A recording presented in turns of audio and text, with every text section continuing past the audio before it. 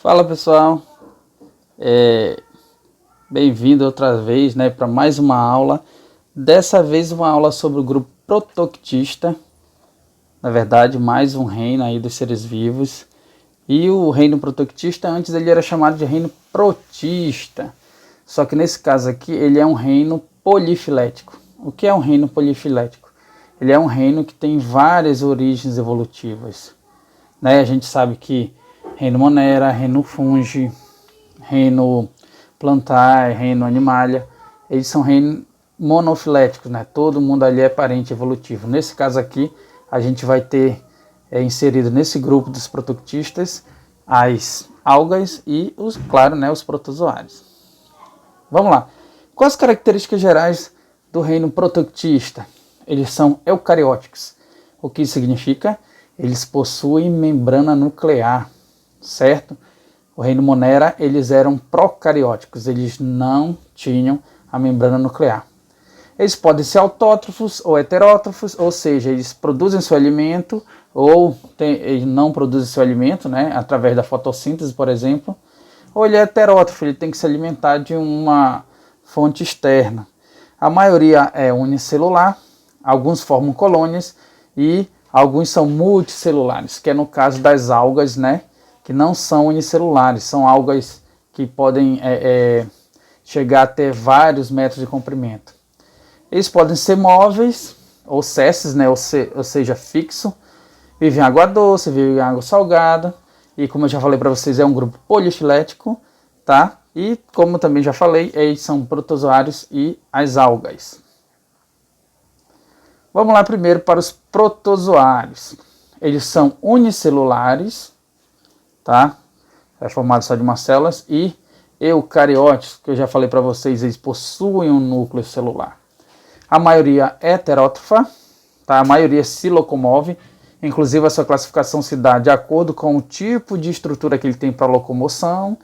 A maioria tem vida livre, na verdade, vida livre, está vivendo aí em um lugar úmido ou na água. Isso é encontrado em vários ambientes, mas sempre associado à água, nem que seja um ambiente úmido. Alguns causam doença em plantas e animais, ou seja, são parasitas. Vamos lá. Como é que eles são classificados? De acordo com o seu tipo de locomoção. Quem não tem nenhuma estrutura específica de locomoção é chamada de risópode ou sarcodinos, tá? Como é que se locomove? Através de pseudópodes, Como a locomoção da ameba, é chamado também de movimento ameboide. Flagelados, o próprio nome já está falando, pessoal? Eles fazem essa locomoção através de um flagelo, tá? A gente está vendo aí o Trypanosoma cruzi, que é o causador da doença de Chagas.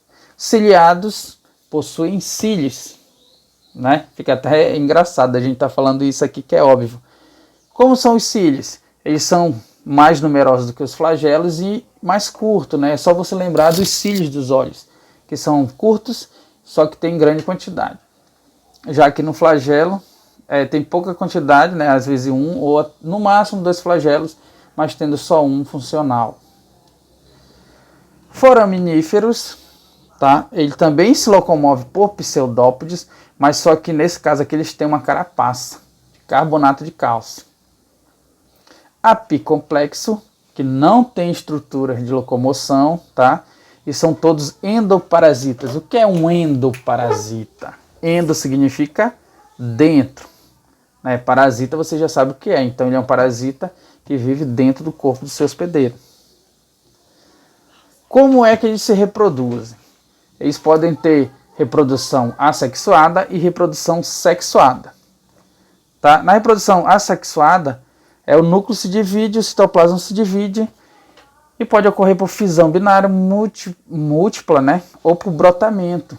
Parece muito aqui com a reprodução das bactérias, certo? A reprodução sexuada, a gente vai lembrar que para ser sexuada, não necessariamente tem que ter um macho e uma fêmea, pessoal? Se tiver 2 indivíduos, já é sexuada, que é no caso da bactéria, que também tem a conjugação, que é a troca de material genético. Tá? Então, essa reprodução ela tem uma vantagem em relação à assexuada, porque nesse caso aqui a variabilidade genética ela existe, né? Porque houve troca de material genético. Da chave.